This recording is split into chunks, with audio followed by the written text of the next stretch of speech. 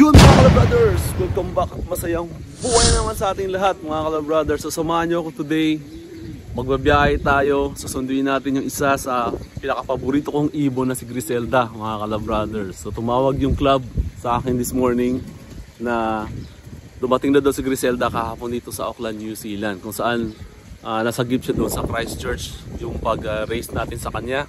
So siya lang yung hindi nakauwi sa Warriors natin kasi nasmas sila mga Kalabrothers. Napakatalinong ibon, ayaw niyang pumasok sa mahirap na race mga Kalabrothers. So nandun lang siya sa Christchurch, kaya nasagip siya ng mga Kalabrothers natin doon.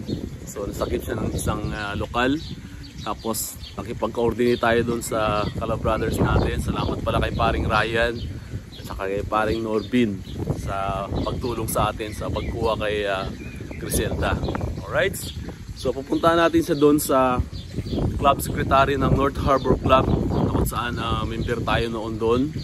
So tumawag sa akin yung secretary ng North Harbour na kukunin na daw ngayong araw. So 10 AM na dito, past 10 na dito ng umaga.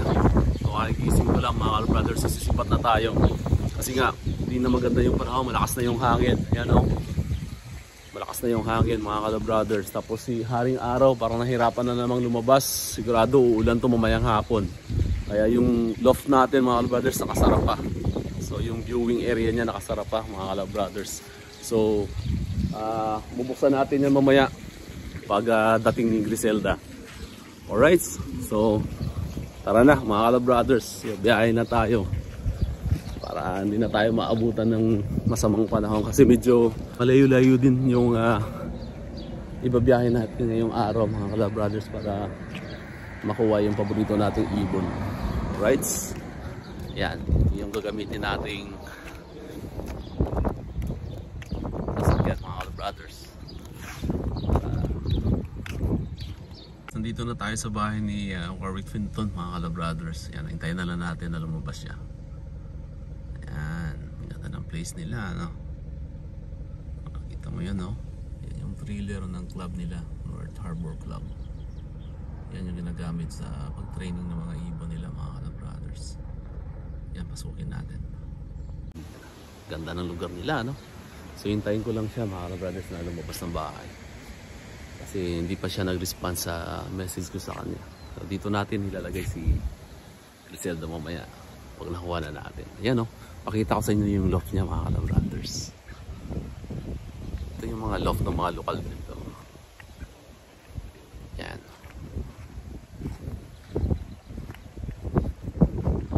Yan. Malaki na mga loft nila dito mga Kalabrothers. Tapos kung napansin nyo parang sarado lahat. Yung portion lang na open is kunti lang sa taas. Yung mga ibon nila silipin natin. Ayan o. Ganda. Ayan, mga youngs pa yun. So, yung mga ibon. Pila yung isa o. Pila yung isa mga Kalabrothers. Sayang. Red. Parang merong tama yung paa niya eh.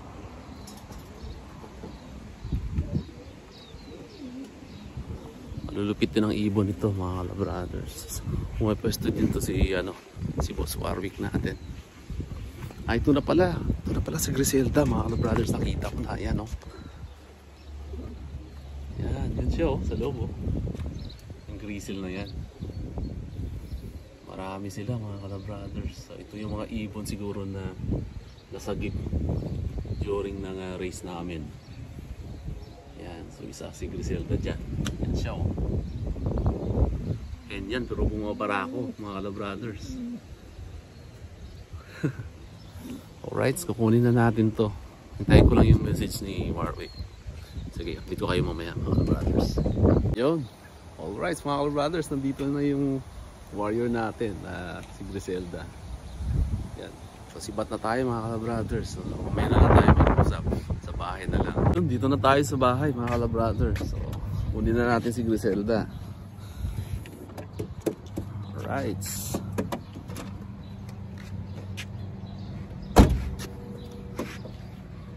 So ang gagawin natin mga Kalabrothers, papahinga muna natin ng warrior natin. Tapos marami tayong gagawin sa kanya para babalik yung kondisyon ng warrior natin.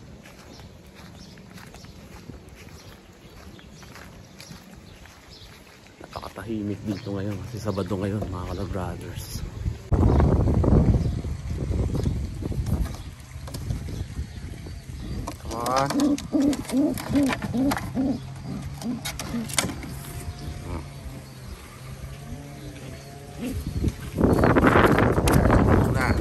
Relax ka muna dyan.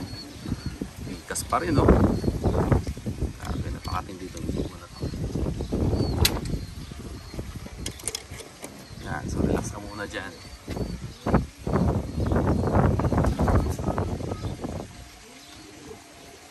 Yan si Griselda, mga ka-Brothers. So mamaya i-check natin yung katawan niya, mga ka-Brothers, kung pumayat ba siya o ano yung kondisyon ng katawan ng warrior natin. Pero marami tayong gagawin sa kanya. So ipa-flashing natin siya, tapos i-force bath natin siya baka bukas bago natin siya ipasok ulit sa loft natin. Kasi sigurado maraming maraming dalang hindi maganda, baka mahawa yung mga warriors natin, mga ka-Brothers. Yan, alright. Alright mga ka-Brothers, nandito na yung warrior natin na si Griselda. Ayan, oh. Yan, napakasaya ko ngayong araw, mga ka-Brothers. Akala ko nawala na tong ibon na to. Hindi niya pala gustong mag-race ng mga smash na race, mga ka-Brothers. Kaya pag meron kayong mga warriors na nagsosurvive sa mga race na smash, i-keep nyo yan, mga ka-Brothers, kasi merong dalawang uri ng ibon. So gusto nila mag-race sa magandang panahon.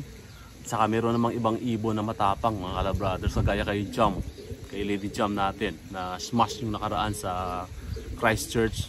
Umuwi siya kahit ganong kahirap yung race na yon. Ito sana yung kasama niya. So si Griselda lang ang hindi nakauwi sa 10 warriors natin pala, mga ka-Brothers. Siya lang hindi umuwi.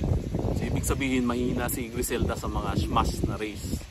So merong mga ibon na matindi talaga sa smash na race, mga ka-Brothers. So kung meron kayong mga ganyan, i-keep nyo yan, mga ka-Brothers, kasi matitindi yung mga warrior na ganyan. Alright. So yung katawan ni Griselda parang pumayat siya na kunti. Dati ang laki ng ibon na to, akala mo kakto, mga ka-Brothers. Magbabae siya. Yan, o. Napakagandang ibon. So pag-iisipan ko, mga ka-Brothers, kung aabot pa siya sa conditioning natin, bako natin mawalain sa 1,200 kilometers. So kung doon man siya mawala, okay lang. At least malayo yung rason na mawala yung ibon natin sa ganung klaseng layo. Kasi nga dream race of Auckland, New Zealand, yung 1,200 kilometers namin dito. Alright. So papakita ko pala sa inyo kung saan ba nanggaling si Griselda, mga ka-Brothers. So pag napansin nyo yung mata niya, hindi na siya yung grisel na itim yung mata. So cross line na to, mga ka-Brothers, yung ginawa ko dito. Napakita ko sa inyo yung tatay ni Griselda. Ito yung tatay ni Griselda, mga ka-Brothers, si Mr. Kim. Yan, o. Dark Grisel. So ito yung napaka-treasure na ibon dito sa akin, kasi binigay ito ng kaibigan ko na si Kim. So bago siya maalam dito sa mundo natin, so binigay niya tong ibon na to. Sa dami niyang ibon, mga ka-Brothers, ito lang yung binigay niya sa akin dito. Pinatid niya pa dito sa bahay. Sabi niya, pare, sa'yo na yan. Sabi niya, alagaan mo ng maayos. Kaya ito si Kim, si Mr. Kim ang tawag ko sa kanya, mga ka-Brothers. Dati yung pangalan nito si Floki, pag nakita niyo doon sa mga vlog natin. So pinalitan ko yung pangalan niya para tribute naman natin doon sa kaibigan natin. So si Mr. Kim, yan, o. So ito yung tatay ni Griselda, mga ka-Brothers. Dito siya nanggaling. Yan. Kaya ginawa kong breeder to sa mga grizzly line natin. Kaya iba yung mata nito. Pag nakita nyo, yan, o. Pearl eye na malinaw na, mga ka-Brothers. So hindi na sila yung mga grizzle na mga itim yung mata. Saka malaki talaga yung mga ilong nila. Yan, o. Ganon. Ayos. So yun lang, mga ka-Brothers. So natuwa lang ako kasi nga nakabalik na sa atin si Griselda. So meron tayong mga warriors din na option sakaling i-race natin siya ulit sa 1,200 kilometers. Alright, so dito na lang natin yayariin yung vlog natin mga Kalab Brothers. Update ko na lang kayo sa susunod natin na lap, kung ilang ibon yung kakarga natin. Obserbahan muna natin yung mga warriors natin na nakasurvive ng Timaru race, kung sino ba sa kanila yung masasalpak natin sa 1,200 kilometers. Alright, God bless and happy flying everyone.